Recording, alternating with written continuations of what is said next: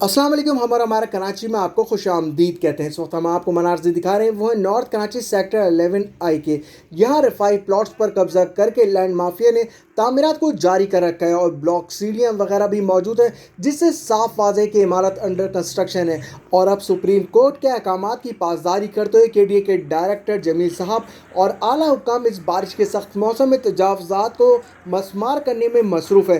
कराची में मुख्तलिफ मुकामात पर रफाई प्लॉट्स पर कब्जा माफिया का राज है और रफाई प्लॉट्स पर गैर कानूनी तामीरात करके अवाम को बेवकूफ़ बनाकर या तो बेच दिया जाता है या तो किराए पर चढ़ाकर लाखों रुपए हड़प लिए जाते हैं मासूम अवाम से। और सुप्रीम कोर्ट ऑफ पाकिस्तान लगातार गैर कानूनी तजावज़ात को मसमार कराने के अहकामात जारी करके कराची में एक बार फिर रौनक भरने के लिए पुरअज़्म है। और इसी के साथ साथ KDA का आला हुक्काम और अफसरान भी अपने फ़राइज़ बखूबी अंजाम दे रहे हैं और साथ ही यहाँ मौजूद पुलिस एंटी इंक्रोचमेंट टीम्स भी मौके पर मौजूद हैं। इस गैर कानूनी तजावज़ात को जड़ से ख़त्म करने की कोशिशें जारी हैं ताकि दोबारा इस पर तामीरात ना कायम की जाए, जिसकी वजह से पिलर्स को बाकायदगी से ख़त्म किया जा रहा है। और साथ ही मौसम की बदलती सूरत हाल के नतीजे में वीडियो बनाने में काफ़ी दुश्वारी पेश आई और बेहतर नताइज ना मिलने पर माजरत ख्वाएं। अगर इस तरह कराची में गैर कानूनी तजावज़ात को मसमार किया जाएगा और कानून की पासदारी की जाएगी तो कराची में कब्ज़ा माफिया की मजाल नहीं होगी